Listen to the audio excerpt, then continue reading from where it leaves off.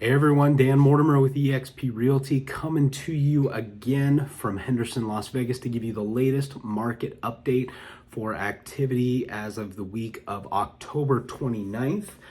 This is your latest weekly market update. Again, want to keep you informed on the latest and greatest going on in our wonderful market here in Henderson and Las Vegas. So let's take a look at the activity for the last 7 days, and we'll keep you posted on everything that's going on. So as it stands right now, in the last 7 days, we had 855 new listings coming on the market, and then another 159 that came back on the market. So in total, that's just over 1,000 total homes, condos, townhomes that were either newly listed or came back on the market. As far as price decreases, there were 712 price decreases in our market in the last 7 days. So again, varying amounts. I know I've mentioned this in other updates. Could be $1, it could be $100, it could be 1,000, 5,000, 10,000, 100,000.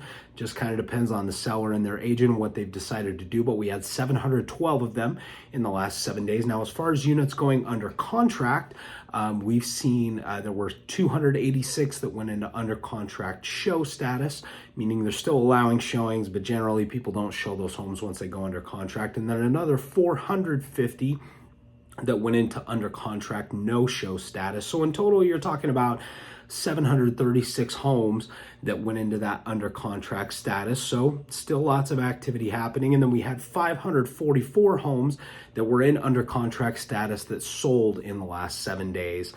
And then finally, we had 58 listings that got put into coming soon status, which means that they will be in that new listing status in the next 30 days, usually less. So in total, it's kind of a continuation of the trend that we're seeing. It is good to see the inventory still kind of steadily climbing, but there is still a lot of activity, lots of homes going under contract. In total, as far as active listings go, we are just a little over 5,000 active single-family homes. There are 1,205 active condo listings and 705 townhouses that are actively listed as well. So we're still not seeing, it's not like homes are just sitting and we've just got tons and tons of inventory. The homes that are priced reasonably are moving. We're still seeing some multiple offer situations on hot homes in popular neighborhoods. But generally speaking, we are seeing that buyers have options. Again, kind of what I've been mentioning for the last several weeks, that buyers have options. Sellers, generally speaking, are willing to work with you on credits and price. So if you're thinking about buying and you're capable of buying and it makes sense for you, this is a great market to buy in. I'm getting a lot of people that are saying, I'm going to wait until spring, I'm going to wait until next year, I'm going to wait for the election, whatever that may be. My advice would be this is still that unique window of opportunity where there are homes to choose from, competition's low, and being able to get something now for a lower price than you would likely be able to get it in the spring makes a lot of sense for getting into a home before the end of the year. Now, if you've got other situations at play, schools, maybe waiting for a job transfer, maybe you're waiting for your financial situation to get you into a position where you can buy a home, then yeah, it doesn't necessarily make sense right now. But based on the trend that we're seeing, you should be able to get a home for a reasonable price. You should be able to get credits and commissions and things like that negotiated as part of your deal. Whereas if you wait until the spring, that's generally the peak buying season in our market. And so you may be missing out, or you may have to come out of pocket a lot more and likely pay a higher price because you're going to have more competition and sellers are going to have more buyers to pick from. Again, some of it depends on the house, the neighborhood, the seller's motivation, but generally speaking, if you're looking to get a home, this is actually the best time to do it, between now and the end of the year before things pick up again. But if you're a seller that's looking to trade up, trade down, move across town, whatever that may be, this is also a good opportunity for you as well, because you'll be able to attract a buyer.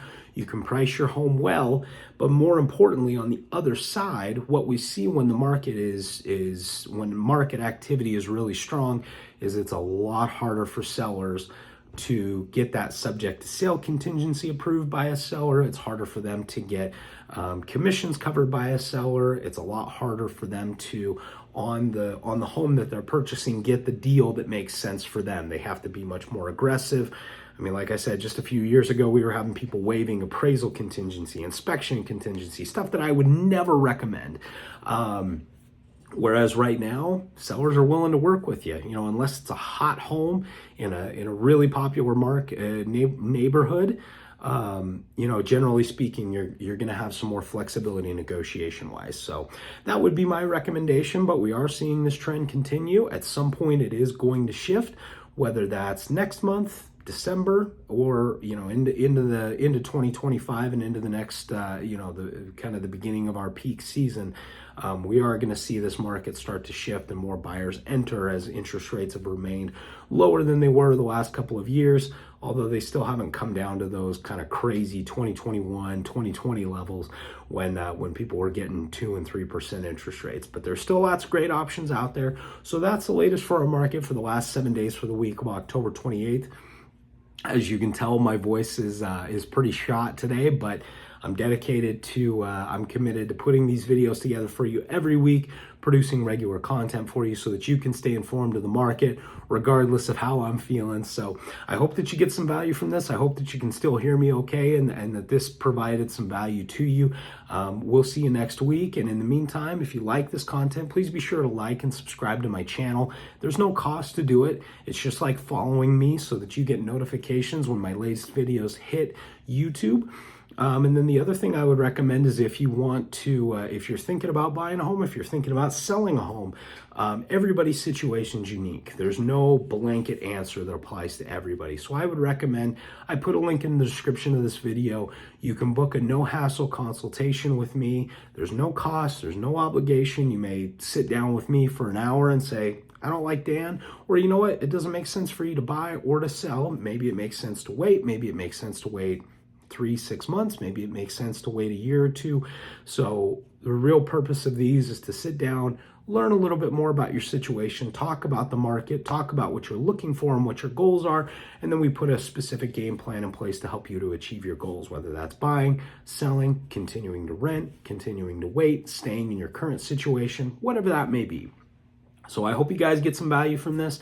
I look forward to seeing you next week, and I will see you again soon. Take care.